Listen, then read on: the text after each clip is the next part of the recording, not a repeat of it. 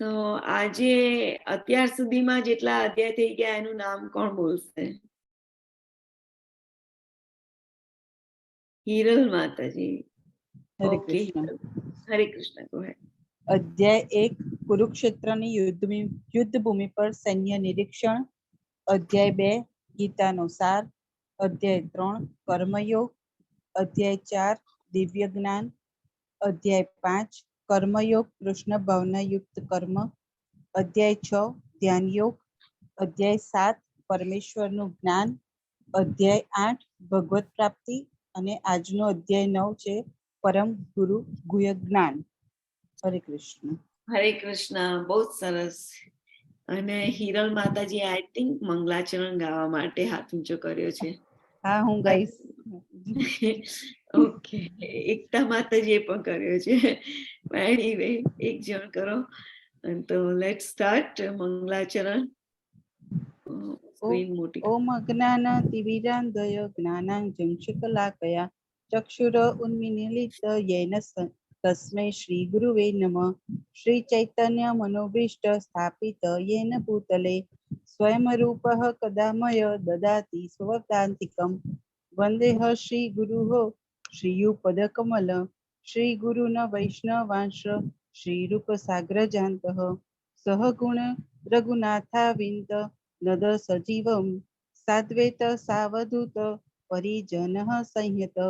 કૃષ્ણ ચૈતન્ય દેવ શ્રી રાધા કૃષ્ણ પાદન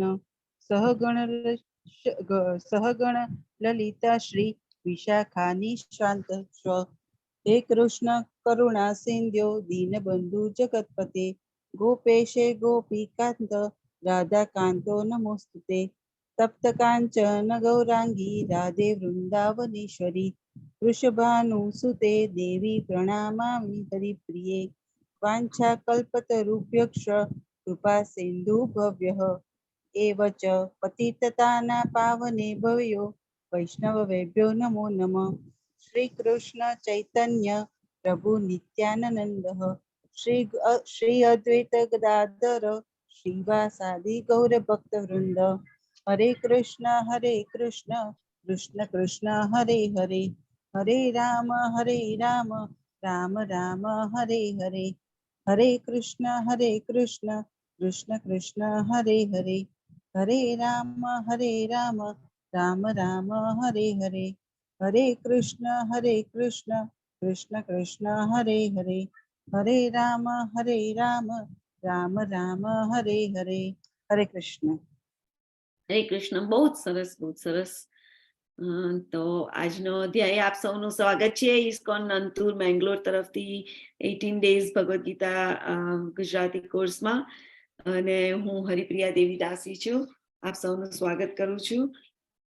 આજનો અધ્યાય છે પરમ ગુહ્ય જ્ઞાન, અધ્યાય 9.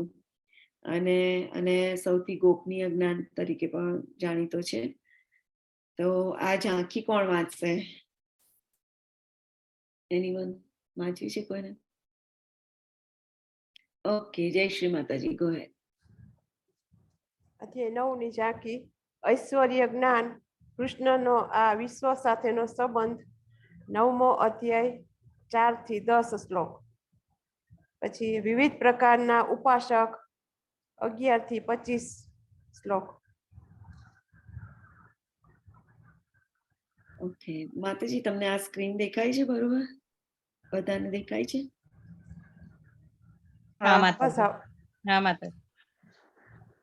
દેખાય છે. એમનાથી એક શ્લોક સ્કીપ થઈ ગયો છે. હા, તો કોને વાંચવું છે? મારામાં પણ નથી આવતી.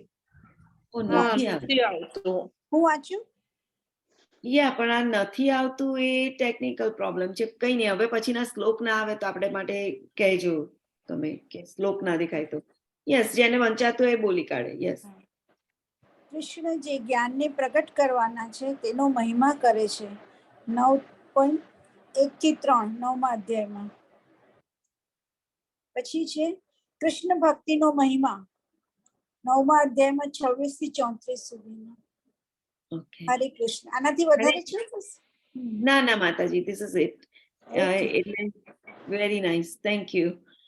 So let's go to number 9.1. તો આ અધ્યાયમાં ભગવાને શેની વાત કરી છે? પરમ ગુહ્ય જ્ઞાનની.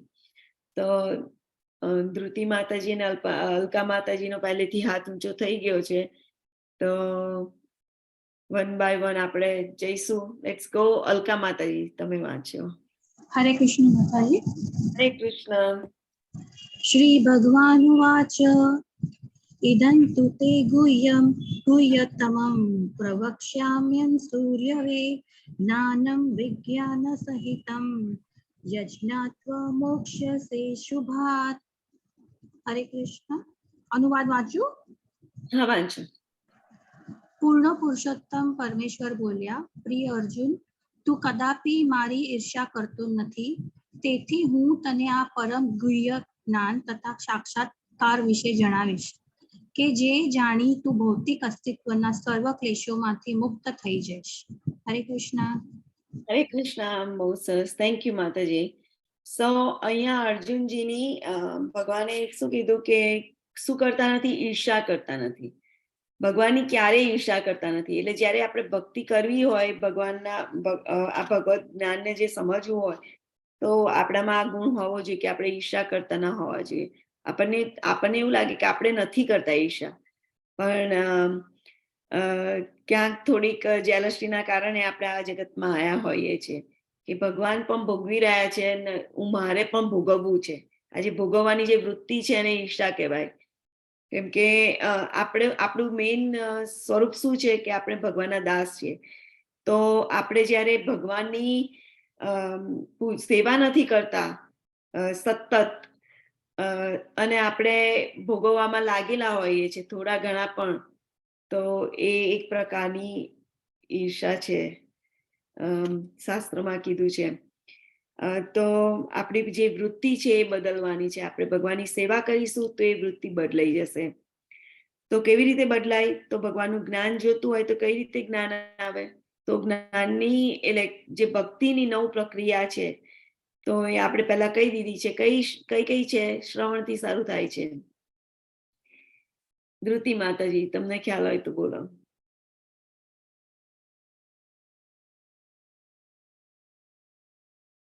ઓકે, આઈ થિંક ભૂલથી રેઝ હેન્ડ થઈ ગયો છે માતાજી તમારો.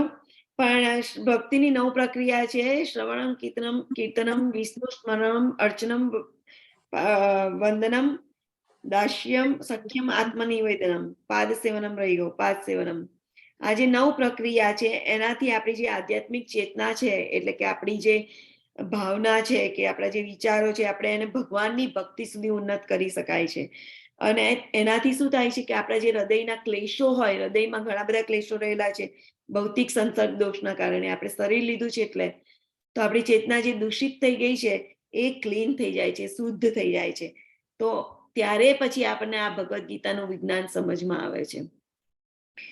તો અર્જુનની આ જે લાયકાત છે એ બધા યાદ રાખવી જોઈએ કે ભગવાનનો સખા છે, ભક્ત છે, એમનાથી ઈર્ષા નથી કરતો. Let's go to number 2. Yes માતાજી. ધ્રુતિ માતાજી, તમે વાંચો હવે. વંચાય તો. રાજવિદ્યા રાજગુહ્યમ પવિત્રામિદમુત્તમમ પ્રત્યક્ષાવગમમ ધર્મ સુસુખ કર્તુમવ્યયમ. અનુવાદ. આ જ્ઞાન સર્વ વિદ્યાઓનો રાજા છે, જે સર્વ રહસ્યોમાં સર્વાધિક ગુહ્ય છે. તે સર્વ વિશુદ્ધમ જ્ઞાન છે અને તે સાક્ષાત્કાર દ્વારા આત્માનો પ્રત્યક્ષ અનુભવ કરાવે છે. તેથી તે ધર્મની પૂર્ણતા છે. તે અવિનાશી છે અને આચરવામાં સુખદ છે. હરે કૃષ્ણ. હરે કૃષ્ણ. હરે કૃષ્ણ માતાજી, થેન્ક યુ. તો આ જ્ઞાન કેવું છે ભગવાનનું? હવે જે જ્ઞાન આપી રહ્યા છે એકદમ ટોપ સિક્રેટ જ્ઞાન છે. એકદમ આમ જે સિક્રેટ હોય, આપણે થોડુંક નાનું સિક્રેટ હોય, પણ આ તો બહુ ગુહ્ય જ્ઞાન છે. અને કેવું છે કે રાજવિદ્યા એટલે બધી વિદ્યાઓનો રાજા. તો બધા જ્ઞાન હોય, કોઈ પણ દુનિયામાં કોઈ પણ જ્ઞાન તમે જાણતા હોય, એમાં પણ સર્વશ્રેષ્ઠ જ્ઞાન છે. અને આ અધ્યાયમાં આ જે આખો અધ્યાય છે એ આ સમગ્ર જ્ઞાન અધ્યાય જ આ જ્ઞાનનો રાજા છે. એટલે મીન્સ એમાં આનું વર્ણન કરવામાં આવ્યું છે. અને તે અત્યંત ગુહ્ય છે, કારણ કે ગુહ્ય અથવા દિવ્ય જ્ઞાનમાં આત્મા અને શરીર એ વચ્ચેનો તફાવત દેખાડ્યો છે આ જ્ઞાનમાં. કે આપણે કોણ છે ને આ શરીર શું છે એ વચ્ચેનો તફાવત દેખાડ્યો છે. અને એનાથી અને આચરવામાં અત્યંત સુખદ છે, તમને સુખ આપનારું છે. ઓકે, અને અવિનાશી પણ છે, એનો અંત પણ નથી આવતો. ઓકે, 9.3 કોણ વાંચશે? યસ, કોમલ માતાજી. અશ્રદ્ધાના પુરુષમ ધર્મ શાસ્યંત પરંતપ અપ્રાપ્યમાં નિર્વંતે મૃત્યુ સંસાર મરની. હે શત્રુ વિજેતા, જે મનુષ્યો શક્તિમાં શ્રદ્ધા ધરાવતા નથી તેઓ મને પ્રાપ્ત કરી શકતા નથી, અને તેથી તેઓ આ ભૌતિક જગતમાં જનન મરણના માર્ગોમાં પાછા આવે છે. હરે કૃષ્ણ માતાજી. હરે કૃષ્ણ. થેન્ક યુ માતાજી. સો હવે શું કહે છે કે જે માણસને આ ભગવાનને પ્રાપ્ત કરવામાં શ્રદ્ધા નથી, જે લોકો શ્રદ્ધા ના ધરાવતા હોય એ લોકોનું શું હાલત થાય છે? એ લોકોને પાછું પેલા 14 લોકો દેખાડેલા ને, 14 એક આપણા બ્રહ્માંડના 14 લોક દેખાડેલા, રાઈટ? એવા બધા બ્રહ્માંડમાં 14 લોક છે, એમાં ને એમાં ફર્યા કરે છે જન્મ મૃત્યુના ચક્કરમાં. એનાથી ઉપર આધ્યાત્મિક જગતમાં જતા નથી. તો કોણ એવા નથી જતા? જે શ્રદ્ધા ધરાવતા નથી. તો હવે શ્રદ્ધા જોઈતી હોય તો કોની જોડેથી લેવા જવાય? જેનામાં એ શ્રદ્ધા હોય એમનો સંગ પ્રાપ્ત કરીએ તો આપણને શ્રદ્ધા આવે. તો અહીંયા કીધું છે અશ્રદ્ધાના, એટલે જે શ્રદ્ધા, જેનામાં શ્રદ્ધા નથી તેવા લોકો. અને નિવર્તન તે મૃત્યુ સંસાર વર્તમની, એટલે મૃત્યુ સંસારમાં પાછા એને આવવું પડતું હોય છે. Let's go to શ્લોક નંબર 10. ધ્રુતિ માતાજી, તમારો હેન્ડ રેઝ જ છે, તો તમને વાંચવાની ઈચ્છા છે માતાજી? હા, હું વાંચું. ઓકે, હું બુક માંથી વાંચું છું, સેમ મળી. કઈ પ્રોબ્લેમ આ સ્ક્રીન મને નાની પડે છે. ઓકે, થોડી ટ્રાય કરું કરવાનું. ના વાંધો નહીં. ઓકે. મય્યાધ્યક્ષેણ પ્રકૃતિ સૂર્ય તે સચરાચરમ હેતુ નાનેન કૌંતેય જગદ વિપર્તિવર્તતે. હે કુંતી પુત્ર, મારી શક્તિઓમાંની એક એવી આ ભૌતિક પ્રકૃતિ મારી દેખરેખ હેઠળ કાર્ય કરે છે અને સર્વ ચર તથા અચર જીવોને ઉત્પન્ન કરે છે. તેના શાસન હેઠળ આ જગત વારંવાર સર્જાય છે અને વિનષ્ટ થાય છે. હરે કૃષ્ણ. હરે કૃષ્ણ. તો અહીંયા ભગવાને શું કીધું? એ ભગવાન અહીંયા ભગવાને ભૌતિક પ્રકૃતિની વાત કરી છે. એનું સર્જન કેવી રીતે થાય છે? તો એમના દ્રષ્ટિપાતથી. આપણને એવું હોય કે આપણે ખાવું હોય તો આપણે મોંએથી ખાઈએ, પછી જોવું હોય તો આંખેથી જ દેખાય, આંખો ના કામ કરતી હોય તો પછી આંખેથી દેખાવાનું બંધ થઈ જાય, કે પછી આંખ ના હોય તો લાઈક જેને જન્મથી અંધ હોય એ લોકો બિચારા દેખી પણ ના શકે. પણ ભગવાનમાં એવું નથી. ભગવાનની કોઈ પણ ઇન્દ્રિય બીજી ઇન્દ્રિયનું કામ કરી શકે છે. જેમ કે આપણે પ્રસાદ ધરાવીએ છીએ તો ભગવાન આંખનો દ્રષ્ટિપાત જ કરતા હોય છે અને એમની કૃપા એ કરતા હોય છે. તો એવી રીતે ભગવાનની આ જે સમગ્ર જગત દેખાય છે, જે બ્રહ્માંડનો આપણે દેખી લીધા, એ બધાનું શું થાય છે? તો એ લોકોનું સર્જન કેવી રીતે થાય છે? જે ચર છે, જે અચર છે, એ બધા જીવો કેવી રીતે ઉત્પન્ન થાય છે? ચર એટલે જે હાલન ચાલન કરી શકે, અને અચર એટલે જેનું હાલન ચાલન ના થાય. તો એ ભગવાન ખાલી દ્રષ્ટિપાત જ કરે છે, આમ દેખે છે પ્રકૃતિ ઉપર અને ગર્ભધાન કરી દે છે, એને પ્રેગ્નેન્ટ કરી દે છે પ્રકૃતિને, અને એવી રીતે એ બધી વસ્તુનું સર્જન થઈ જતું હોય છે. એમને સ્પેશિયલ કશું કરવું નથી પડતું હતું, એમની શક્તિથી જ બધું થઈ જાય છે. સો અને આ સમજીએ તો એક ઉદાહરણ છે પ્રભુપાદે કીધું ભાવાર્થમાં, કે ફૂલ હોય અને આપણા નાકથી ફૂલને આપણે સૂંઘવા ના જઈએ પણ એની સ્મેલ આપણા નાકથી અનુભવાતી હોય છે. પણ નાક અને ફૂલ એ જુદા છે, રાઈટ? પણ એની સ્મેલ અનુભવાતી હોય છે. એવી રીતે ભગવાન દ્રષ્ટિપાત કરે છે, એને ટચ નથી કરતા, દ્રષ્ટિપાત કરવાથી એ ઉત્પન્ન થઈ જાય છે. અને એવી રીતે ભગવાન એનાથી તોય અલગ રહે છે, એનાથી વિરક્ત અલિપ્ત રહે છે. એની જોડે આમ કશું આપણે કશું કરવું હોય તો આપણે પ્રત્યક્ષ રીતે કરવું પડે, એને ટચ કરીને કરવું પડે, કે એને એવી રીતે કરવું પડે. પણ ભગવાનને એવું કરવું પડતું હોતું નથી, એટલે એનાથી અલિપ્ત રહેતા હોય છે ભગવાન. અને આ પ્રકૃતિ કેવી હોય છે? ભગવાનની દેખરેખ હેઠળ કામ કરતી હોય છે, એ ભગવાનના કંટ્રોલમાં હોય છે. ભગવાન એના કંટ્રોલમાં હોતા નથી. મયા દક્ષિણ પ્રકૃતિ, એમની એમની દેખરેખ હેઠળ કાર્ય કરે છે. ઓકે, 9.11 હિરલ માતાજી પ્લીઝ વાંચો. હા, વાંચીશ. હરે હરે કૃષ્ણ. કૃષ્ણ. અવજાંતિ જાંતિમાં અમુઢા માનુષી તનુમાશ્રિતમ પરમ ભાવમ જાંતન્ત્યો મમ ભૂત મહેશ્વરમ. અનુવાદ: હું જ્યારે મનુષ્ય રૂપે અવતરું છું ત્યારે તું મૂર્ખ લોકો મારો ઉપસા કરે છે. તેઓ સચરાચરના સર્વોપરી સ્વામી તરીકેની મારી દ્રષ્ટિ પ્રકૃતિને જાણતા નથી. હરે કૃષ્ણ. હરે કૃષ્ણ. તો ભગવાન, ઘણા લોકો સમજે છે કે ભગવાન સામાન્ય એમના જેવા જ બે, કેમ કે દ્વિભુજ હોય છે ને ભગવાન, તો બે હાથો વાળા આપણી જેવા દેખાતા. તો ઘણા લોકો એવું વિચારી લે છે કે એ લોકો કે ભગવાન આપણા જેવા સામાન્ય માણસ છે, અને એ લોકો અને ઘણી વખત ભગવાનનો ઉપહાસ કરતા હોય છે. તો અહીંયા કહે છે કે મૂઢા છે, લોકો મૂર્ખ છે, એ ભગવાનની પ્રકૃતિને જાણતા નથી. માનુષીમ તનુમાશ્રિતમ, એ ભગવાનની પ્રકૃતિને જાણતા નથી. કેમ નથી જાણતા? કેમ કે ભગવાન કેવી રીતે પ્રગટ થાય છે એ જાણતા નથી હોતા. ભગવાન એમની અંતરંગ શક્તિથી આ જગતમાં પ્રાગટ થતા હોય છે. આપણા જેવી આપણે મહામાયાના કંટ્રોલમાં છે, ભૌતિક શક્તિના કંટ્રોલમાં છે, જ્યારે ભગવાન અંતરંગા શક્તિથી આવે છે આ જગતમાં. જેવા છે એવા જ અહીંયા આવે છે. અને આપણે એવું થાય, ઘણા લોકોને એવું થાય કે ભગવાન રેગ્યુલર છે, બધાની જેવા છે. તો અહીંયા બ્રહ્મ સંહિતામાં કહે છે, બ્રહ્માજી કહે છે કે ઈશ્વર પરમ કૃષ્ણ, એટલે ભગવાન બધાના નિયંતા છે, બધું જ એમનામાંથી આવ્યું છે. આપણે ગોલોક ચાર્ટમાં જોઈ લીધું ને. તો જેમ ભૌતિક જગતમાં કેવું હોય કે એક મેયર હોય, પછી એની ઉપર CM હોય, પહેલા તો સરપંચ હોય, પછી એની ઉપર એનો પણ ઉપરી હોય, મેયર હોય, એનો પણ ઉપરી હોય, CM હોય, CM નો ઉપરી હોય, PM હોય. એવી રીતે બધા એકબીજાના ઉપરી હોય છે. પણ ભગવાન કેવા હોય છે? નિયંતા, સર્વોપરી નિયંતા, એટલે સૌથી હાઈએસ્ટ સુપ્રીમ પર્સનાલિટી ઓફ ગાડ હેડ, એટલે સૌથી ઉપર સર્વોપરી ભગવાન છે. એટલે અને બધી જે અસ્તિત્વમાં બધી વસ્તુઓ જે અસ્તિત્વ ધરાવે છે એના સ્વામી છે ભગવાન. અને ઘણા મૂર્ખ લોકો આ વસ્તુને સમજતા નથી અને ભગવાનને આપણા જેવા રેગ્યુલર માની લે છે. તો ભગવાન અહીંયા એમની વાત કરે છે. અને એ લોકો માયાદેવી, એટલે આ જે આનાથી મુક્ત, ભૌતિક શક્તિ માયાદેવીથી મુક્ત થતા નથી, પણ જે જાણી લે છે એ બધા મુક્ત થઈ જાય છે. યસ, 9.12.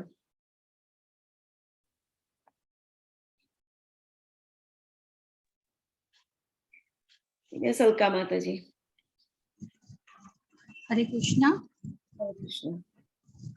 મોગાશા મોઘ કર્માણુ મોઘ જ્ઞાના વિચેતસઃ રાક્ષસી માસુરીં ચૈવ પ્રકૃતિં મોહિનીં શ્રિતાઃ. જે લોકો આવી રીતે મોહગ્રસ્ત થયેલા છે તેઓ આસુરી તથા નાસ્તિક વિચારો પ્રત્યે આકર્ષાય છે. આ મોહગ્રસ્ત અવસ્થામાં તેમની મુક્તિ માટે આશા, તેમના સકામ કર્મો અને તેમનું જ્ઞાન સંવર્ધન એ બધા જ વ્યર્થ થઈ જાય છે. હરે કૃષ્ણ માતાજી. હરે કૃષ્ણ. થેન્ક યુ માતાજી. સો જે લોકો આવા મોહમાં પડેલા છે, રાઈટ, જે મૂઢ લોકો છે, તો એ લોકો કેવા વિચારો માટે એમનું આકર્ષણ હોય છે? એ લોકો આસુરી અને નાસ્તિક વિચારો ધરાવતા હોય છે. તો એ લોકોની મુક્તિ ક્યારેય થતી નથી હોતી. એ લોકોને પાછા આવવું પડે છે. અને એમણે એમનું જ્ઞાન વધારવા માટે જે પણ પ્લાનિંગો કર્યા છે, કે પુણ્ય કર્મ કર્યા, સકામ કર્મો કર્યા, કંઈ પણ કર્યું હોય તો એ બધું નકામું જતું રહે છે. કેમ નકામું જાય છે? કેમ કે એમને ખબર જ નથી કે ભગવાન કોણ છે. અને એમને એ પણ નથી ખબર હોતી કે ભગવાન આપણા જેવા નથી, એ તો સર્વોચ્ચ સર્વોપરી ભગવાન છે. તો એ ભગવાનને એક પોતાની જેમ એક સમાન સમજતા હોય છે, ભગવાનની ઈર્ષા કરતા હોય છે. તો આવા લોકો આસુરી અને નાસ્તિકો યોનિઓમાં વારંવાર એમને આવવું પડતું હોય છે. અને એમનું જે રિયલ જ્ઞાન છે, કે આત્માનું રિયલ જ્ઞાન છે કે એ ભગવાનનો દાસ છે, તો એ બધું હરી જતું હોય છે. Let's go to 13. હું વાંચું માતાજી. હા પ્લીઝ વાંચો માતા. મહાત્માનસ્તુ મા પાર્થ દેવી પ્રકૃતિમાં સ્થિતાઃ ભજન્યતનન્ય મનસો જ્ઞાત્વા ભૂતાદિમવ્યયમ. હે પાર્થ, મોહગ્રસ્ત નહીં થયેલા મહાત્મા પુરુષો દેવી પ્રકૃતિના રક્ષણ હેઠળ હોય છે. તેઓ સંપૂર્ણપણે ભક્તિમય સેવામાં નિમગ્ન રહે છે, કારણ કે તેઓ મને જ આદિ તથા અવિનાશી પૂર્ણ પુરુષોત્તમ પરમેશ્વર તરીકે જાણે છે. હરે કૃષ્ણ માતા. હરે કૃષ્ણ. તો હવે જે મોહગ્રસ્ત ના હોય એવા માણસની વાત કરી છે. તો એવા કેવા હોય છે? મહાત્મા હોય છે, એ લોકો ભક્તો હોય છે, શુદ્ધ ભક્તો હોય છે, અને ભગવાનની દેવી પ્રકૃતિ હોય એના રક્ષણ હેઠળ હોય છે. તો બે પ્રકારની ભગવાનની શક્તિ છે. એક એટલે ભૌતિક શક્તિ અને એક આધ્યાત્મિક શક્તિ. અને આપણે કેવી શક્તિ છે? આપણે તટસ્થ શક્તિ છે. તો કોઈ વખત આપણે આ બાજુ હોઈએ છીએ, કોઈ વખત આ બાજુ હોઈએ છીએ. ભૌતિક શક્તિમાં હોઈએ, એના કંટ્રોલ નીચે હોય તો આપણે રેગ્યુલર બધા જે મોજ મજા અને બધું ભોગવતા હોય એ કામ કરતા હોય, ભગવાનની સેવા ના કરતા હોય. એટલે આપણે તટસ્થ શક્તિ કહીએ છીએ, કેમ કે આપણે આ બાજુ પણ જઈ શકીએ અને બીજી બાજુ પણ જઈ શકીએ. તો મોસ્ટલી આ જે ભક્તો હોય છે એ ભૌતિક શક્તિમાં નથી હોતા, એ લોકો આધ્યાત્મિક શક્તિના રક્ષણ હેઠળ હોય છે. એ નિરંતર ભગવાનની સેવામાં મગ્ન રહે છે. અહીંયા કીધું છે નિરંતર ભગવાનની સેવામાં મગ્ન રહે છે. પછી એની જે મન હોય છે કૃષ્ણ સિવાય બીજા કશામાં જતું જ નથી. એને કૃષ્ણ સિવાય બીજા કોઈ વિષ્ણુ રૂપમાં પણ, ચતુર્ભુજ વિષ્ણુ રૂપમાં પણ એનું મન આકર્ષાતું હોતું નથી, કે નથી દેવો બનવાની કે મનુષ્યના રૂપોની ખેવના હોતી. એને ફક્ત ભગવાનનામાં જ આકર્ષણ હોય છે, અને હંમેશા ભગવાન ભક્તિમાં પરાયણ રહે છે, અને અવિચળ ભાવે ભગવાનની સેવા કરવામાં મગ્ન રહેતો હોય છે આ મહાત્મા. સો let's go to 14. Yes, Mataji. Komal Mataji. સતત કીર્તનયંતો માયત નશ્યન દ્રઢવતા નમસ્યતસ્ય મા ભક્તા નિયુક્તા ઉપાસતે. હે મહાત્માનો, મારા મહિમાનું નિત્ય કીર્તન કરતા, દ્રઢ સંકલ્પ પૂર્વક પ્રયાસ કરતા અને મને નમસ્કાર કરતા ભક્તિ ભાવે નિરંતર મને ભજે છે. હરે કૃષ્ણ માં. હરે કૃષ્ણ. તો આ ભક્તની વાત છે, જેમ કે પ્રભુપાદનું અહીંયા પિક્ચર છે કે નિરંતર ભાવે ભગવાનનું કીર્તન કરતા હોય છે. તો શું કીર્તન કરતા હોય છે? કેવા ભગવાનના ગુણાનું વાત કરતા હોય છે? એ લોકો એકદમ દ્રઢ સંકલ્પ કરી અને એ લોકો ભગવાનનું એમાં લાગેલા હોય છે, ભક્તિમાં. એ લોકો બીજે ક્યાંય જતા નથી, એમનું ટોટલી ધ્યાન ભગવાનનામાં જ હોય છે. તો એ લોકો શું કરતા હોય છે? તો એ ભગવાનનું કીર્તન કેવી રીતે કરતા હોય? ભગવાનના પવિત્ર નામનો જપ કરતા હોય છે, એમના ગુણો બીજાને સંભળાવતા હોય છે, શ્રવણ કરતા હોય છે. એ લોકો ભગવાનની લીલાઓનું સ્મરણ કરતા હોય છે. જે ભક્તો હોય એની જોડે વાત કરતા હોય છે ભગવાનની લીલાઓની. તો એ બધામાં એંગેજ, ઓલવેઝ અનુરક્ત રહેતા હોય છે. અને ભગવાનની જે ભક્તિ છે કે ભગવાનના જે 5 દિવ્ય રસ છે, કે દાસ્ય, સખ્ય, વાત્સલ્ય, માધુર્ય, શાંત રસ, એમાંથી કોઈ એકમાં અવસ્થિત થઈ જતા હોય છે. એટલે ભગવાન જોડે સંબંધ સ્થાપતા હોય છે, અને એવી રીતે કૃષ્ણ ભાવનામાં, પૂર્ણ કૃષ્ણ ભાવનામાં રહેતા હોય છે. તો આવા ભક્તો કેવી રીતે રહેતા હોય છે? કે એકદમ દ્રઢ વ્રતવાળા હોય છે. કે આપણે એવું હોય કે આપણે કોઈક વખતે આજે અનુકૂળતા મળી તો ભગવાનનું નામ લઈ લીધું, કાલની વાત કાલે, અને જે થાય એ કરીશું. પણ ના, પ્રભુપાદને એ લોકો, આ બધા જે ભક્તો અહીંયા પિક્ચરમાં દેખાડે, 24 કલાક, આ જમાનામાં 24 કલાક ભક્તિમાં લાગેલા હતા. હંમેશા કીર્તનમાં, ભગવાનની સેવામાં, પ્રચારમાં, ભગવાનની મંદિરમાં સેવામાં, પ્રસાદ વિતરણ કરવામાં, બધી જગ્યાએ 24 કલાક ભગવાનનું નામ લેતા હતા. ભગવાન જયારે યુએસ આવ્યા ત્યાંનું પિક્ચર છે, પ્રભુપાદ જયારે યુએસમાં હતા ત્યાંનું પિક્ચર છે. તો આપણે પણ આ રીતે થોડોક દ્રઢ સંકલ્પ કરવાનો ટ્રાય કરવો જોઈએ અને આગળ વધવું જોઈએ, કે ચલો હું માળા કરીશ જ માળા, હું ભગવાનનો પ્રસાદ ભગવા ધરાવીશ જ, અને એ પ્રસાદનું ગ્રહણ કરીશ. એવી રીતે નાના નાના સંકલ્પથી દ્રઢ સંકલ્પતા આવે છે, અને માળા કરવાથી આપણામાં શુદ્ધિ આવે છે. Let's go to 22. કોણ વાંચે છે? જય શ્રી માતાજી, ગો હેડ.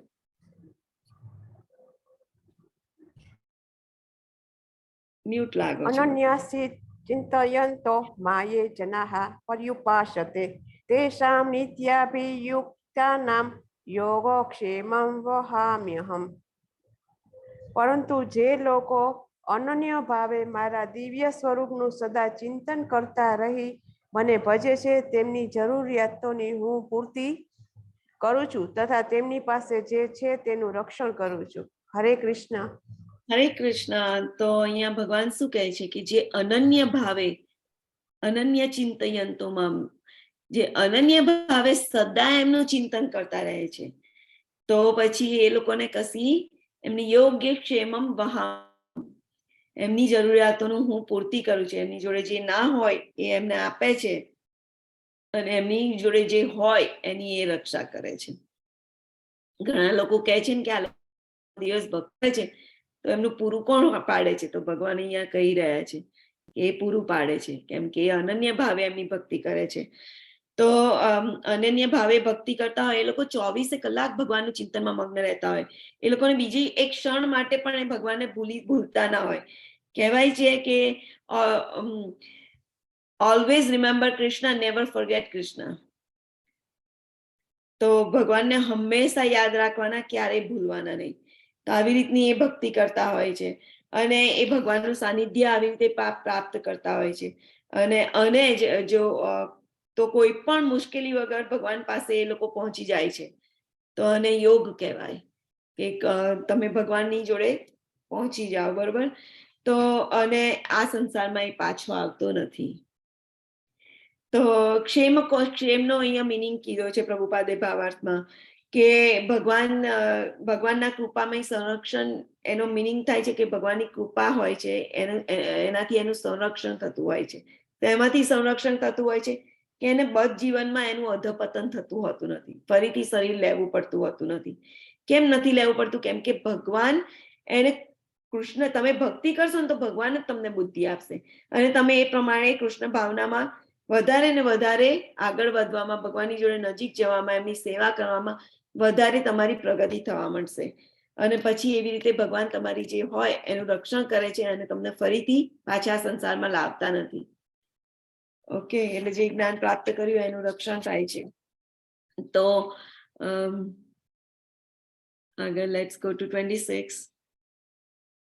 કોણ વાંચશે? ઉષા માતાજી. યસ પ્લીઝ વાંચો માતાજી. હરે કૃષ્ણ.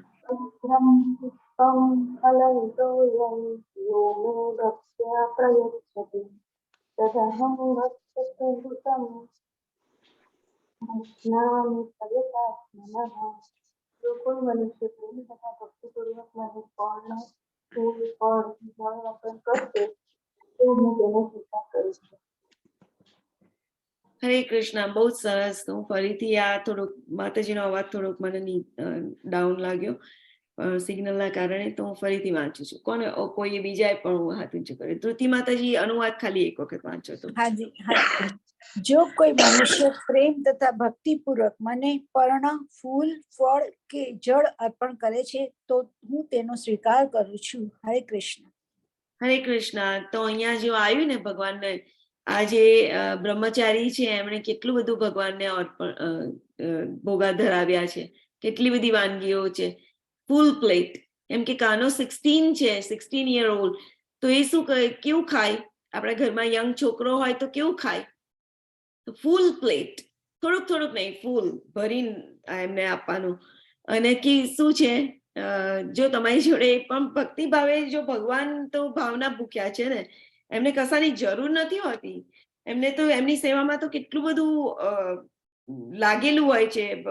ના કીધું સહસ્ત્ર લક્ષ્મી એમની સેવામાં લાગેલા હોય છે. એમને કશાની જરૂર નથી હોતી, પણ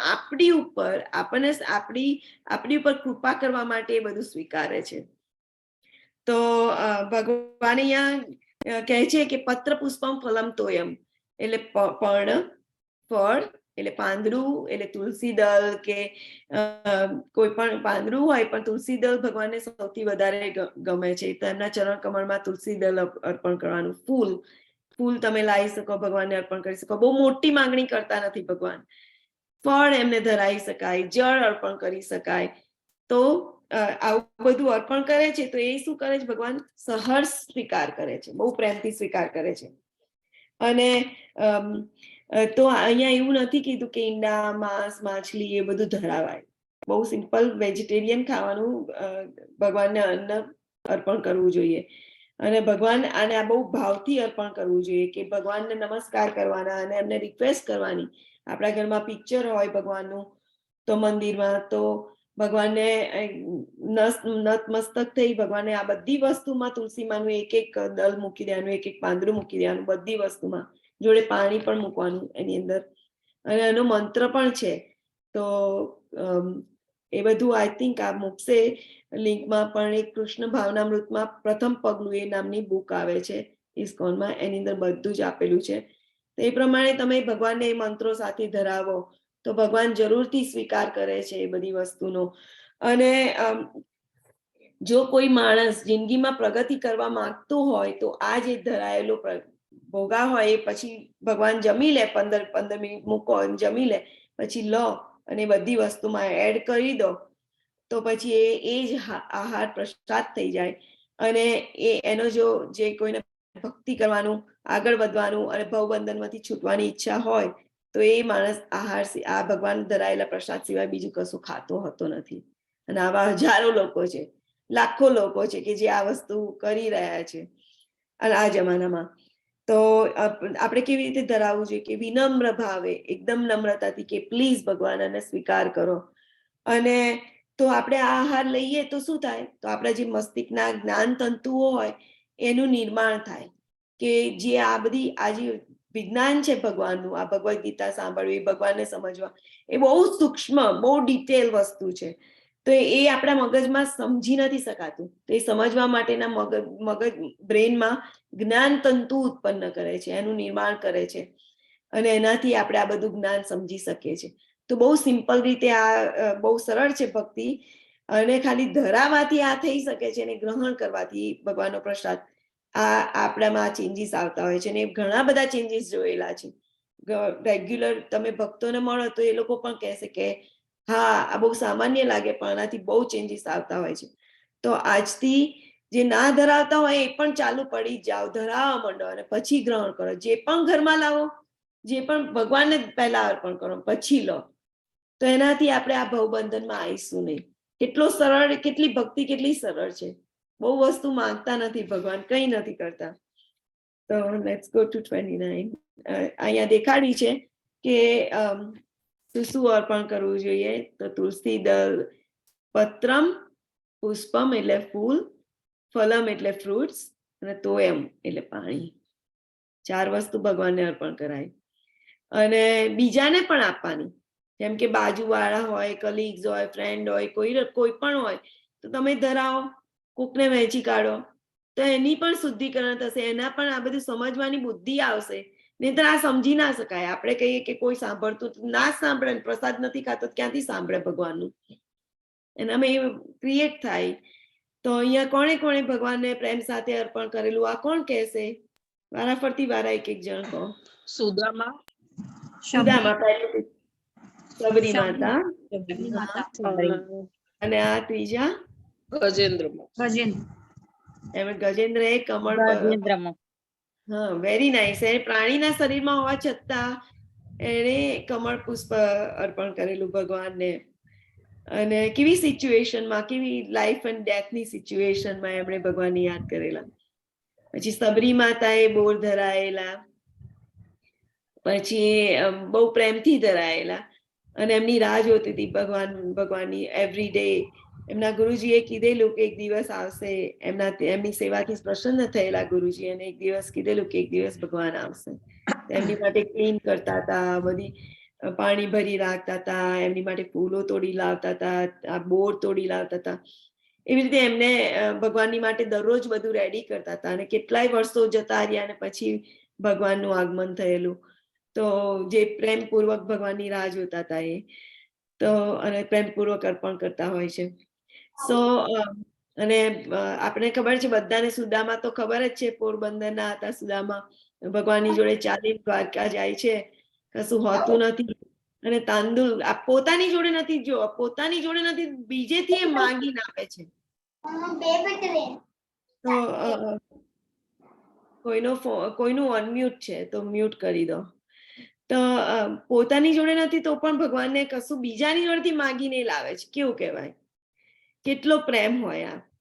તો ભગવાનને આપે છે તો ભગવાન એનો કેવો સ્વીકાર કરે છે. ભગવાન એમના ચરણ ધોવે છે સુદામાજીના, અને પછી તાંબુલ ખાય છે. છુપાવતા હોય છે સુદામા તો પણ ભગવાન લઈ લે છે અને તાંબુલ ખાય છે. તો એમને પ્રેમથી હક કરે છે. તો આ બધા ભક્તો છે, આવા પ્રેમથી આપણે ભગવાનને ઓફર કરવાનું. તો 27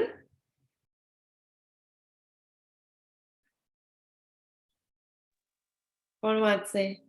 3 જણાના. એકતા માતાજી હાથ ઊંચો છે તો ચલો વાંચો માતાજી. યત કરોષિ યદજ્ઞાસિ યજ્જુહોષિ દદાસિ યત યત પશ્યસિ કૌતેન્ય તત્કુરુષ્વ મદપર્ણમ. અનુવાદ: હે કુંતી પુત્ર, તું જે કંઈ કરે છે, જે કંઈ ખાય છે, જે કંઈ અર્પિત કરે છે અથવા દાન આપે છે અને જે તપસ્યા કરે છે તે સર્વ મને સમર્પણ કર. હરે કૃષ્ણ. હરે કૃષ્ણ. તો અહીંયા કીધું કુંતી પુત્ર કીધું છે ભગવાને અને અર્જુનજીને, અને એમ કહે છે કે તું કંઈ પણ ખાવું, કંઈ પણ કરું, બધું જ જે દાન આપવું, તપસ્યા કરવું, કંઈ પણ કરીએ ને ભગવાનને અર્પણ કરવાનું અને પછી ભોગવવાનું. ઓકે, 29 કોણ વાંચશે? યસ, હિરલ માતાજી.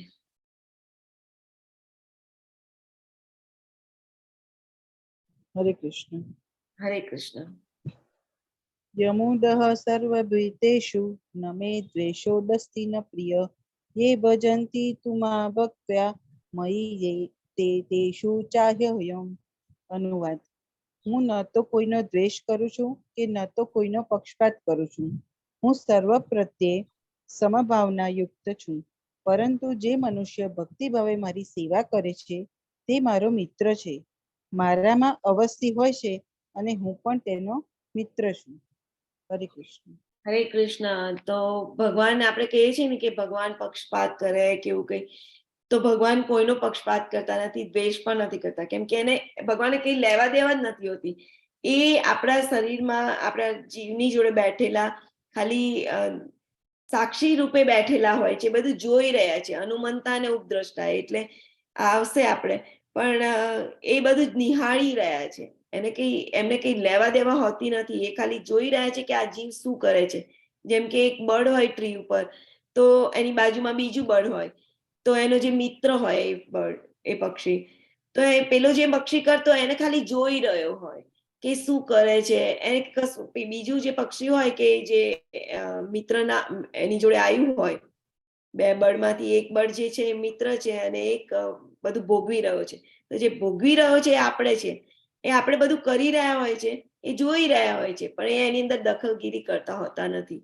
એ કોઈનો પક્ષપાત નથી કરતા, કોઈનો દ્વેષ નથી કરતા, પણ બધાની જોડે સંભાવ રાખે છે.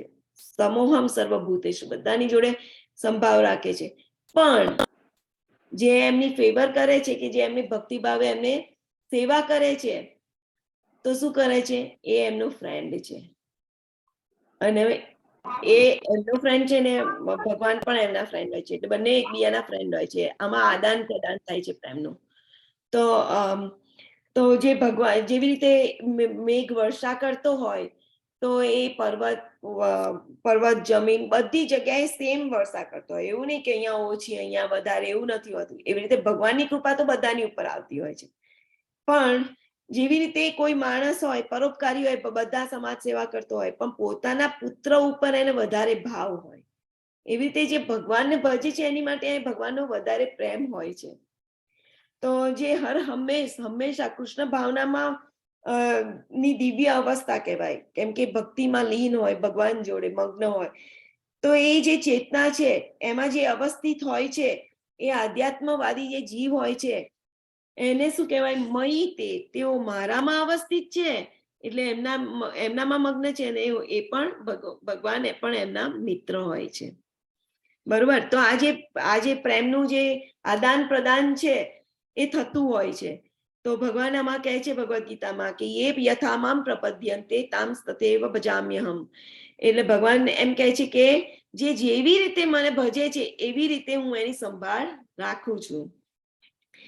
તો લેટ્સ ગો ટુ 30. કોણ વાંચશે? ઓકે, કોઈ વાંચવા માટે હાથ રાઈઝ નથી. ઓકે, ધ્રુતિ માતાજી કહો. अपि चेत् सुदुराचारो भजते मामन भाग साधुरेव स मंतव्य सम्यक व्यवसितो हि सः. અત્યંત ઘૃણાપૂર્વક કર્મ કરનાર કોઈ મનુષ્ય જો ભક્તિ ભાવે મારી સેવામાં પરોવાયેલો રહે છે તો તેને સાધુ માનવું જોઈએ, કારણ કે તે પોતાના નિશ્ચયમાં યોગ્ય રીતે સ્થિત થયેલો છે. હરે કૃષ્ણ. હરે કૃષ્ણ. તો કોઈ એવું દેખાય કે ભાઈ આ જે અપિચેત સુદુરાચારો કે આ કંઈક બરાબર કામ નથી કરી રહ્યો કે એવું દેખાય, તો પણ જેમ ચાંડાળ હોય એ પણ ભગવાન કહે છે કે એની પણ શુદ્ધિ ભગવાન કરી દે છે. તો જે ભક્તિમાં લાગેલો હોય છે તો ધીરે ધીરે એના હૃદયમાં ભગવાન હૃદયમાં શુદ્ધિ એની થતી હોય છે હૃદયની. તો કેમ કે ભગવાનનું જયારે તમે નામ લો છો, જયારે હરે કૃષ્ણ મહામંત્ર કરો છો, તો એનાથી શું થાય કે તમારા હૃદયમાં રહેલા જે બધા વૃત્તિઓ હોય, કામ, ક્રોધ, લોભ, મત્સર, એ બધું ક્લીન થવા માંડે છે. ચિત્તનું જે દર્પણ હોય છે, ચેતો દર્પણ માર્જન, એ ભગવાન ક્લીન કરવા માંડે છે.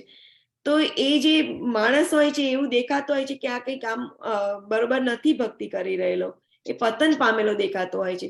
તો પણ એ દ્રઢ વ્રત કરી એક નિયમ સાથે કે આપણે ભક્તિ કરીએ છીએ એમાં લાગેલો હોય છે, તો એને સાધુ સમાન ગણવો જોઈએ કે એક દિવસ એ શુદ્ધ થઈ જશે, કેમ કે એ પોતાના નિશ્ચયમાં સ્થિત થયેલો છે કે મારે ભક્તિ કરવી જ છે, મારે ભગવાનને ધરાવવું જ છે, મારે ભગવાનની સેવા કરવી છે, હાર પહેરાવો છે, વસ્ત્ર શણગાર કરવા છે. એટલે એની એમાં લાગેલો હોય છે, તો એનામાં જે ઇમ્પ્યોરિટી હોય એ બધી ક્લીન થવા માંડે છે. અને ભગવાન કહે છે એને સાધુ રેવા સમંતવ્ય, એમને સાધુ જેવા ગણવા જોઈએ. 31 કોણ વાંચે છે? હિરલ માતાજી કે કોમલ માતાજી? હા, હરે કૃષ્ણ. હરે કૃષ્ણ. ક્ષિપ્ર ભવતી ધર્માત્મા શશવંચાંતિ દિગંચિતિ કૌતેન્ય પ્રજીજાનિહિ નમે ભક્ત પ્રણશ્યતિ. અનુવાદ: તે તરત જ ધર્માત્મા બની જાય છે અને સ્થાયી શાંતિ પ્રાપ્ત કરે છે. હે કુંતી પુત્ર, નિર્ભય થઈને ઘોષણા કર કે મારા ભક્તનો કદાપી વિનાશ થતો નથી. હરે કૃષ્ણ. હરે કૃષ્ણ. તો ભગવાન અહીંયા આપણને અશ્યોરન્સ આપે છે, કેમ કે એમણે અર્જુનજીને કીધું, પોતે કહી શકત કે ઘોષણા કે, પણ ભગવાન જયારે ભક્ત કહે છે તો એનું કદાપી એનું વચનને પડવા નથી દેતા. એટલા માટે અર્જુનજીને કહે છે કે તું ઘોષણા કર કે મારા ભક્તનો ક્યારેય વિનાશ નથી થતો. આપણે જયારે ભક્તિમાં લાગી જઈએ, કંઈ પણ આપણે ઘણા જન્મોથી ભૌતિક શરીર લેતા આવ્યા છે. આપણે જોયું ને કે બ્રહ્માજીનો દિવસ થાય ત્યારે આપણે વ્યક્ત થઈએ, પાછો રાત્રિ થાય તો અવ્યક્ત થઈ જાય, પાછું એવું થાય, અને 100 વર્ષ બ્રહ્માજીના પૂરા થાય ત્યારે સંપૂર્ણ સૃષ્ટિનો ભગવાનનામાં સમાવેશ થઈ જાય, સુષુપ્ત અવસ્થામાં જતા રહીએ, પાછા બ્રહ્માજીનો પુનર્જન્મ થાય તો પાછા આવીએ. તો એવી રીતે આપણે કેટલાય જન્મો, અનેક અનંત જન્મો થઈ ગયા. તો આપણામાં એ જે સંસ્કાર પડેલા હોય તો એ બધું આપણા જીવને ચોંટી રહેલું હોય છે. તો એના કારણે આપણે બધું કરતા હોઈએ છીએ, બધું અમુક કામો જે ભક્તિ વિનાના હોય. પણ જયારે કોઈ ભક્તિ કરવા માંડે છે તો એની જે ભક્તિની જે પ્રગતિ હોય છે, કે આજે તમે મહામંત્ર બોલ્યા, આજે તમે શ્લોક બોલ્યા, અનુવાદ વાંચ્યો, ભગવાનનું નામ લીધું, કંઈ પણ કર્યું, ભગવાનને ધરાવ્યું, તો એનો એવા ભક્ત જે શરૂઆત કરી દીધી છે એનો પણ વિનાશ થતો હોતો નથી. અને અર્જુનજી જોડે ઘોષણા કરાવી દીધી ભગવાને, એટલે 100% એનો વિનાશ થતો નથી. પણ જો એવું લાગે કે એનું આકસ્મિક પતન થઈ ગયું છે તો પણ ભગવાન એને એમાંથી ઉગારી લે છે, એ તરત જ ધર્માત્મા બની જાય છે અને એને શાંતિ પ્રાપ્ત થાય છે. તો આ કરતા રહીશું તો આપણામાં પ્યોરિફિકેશન આવતું જશે.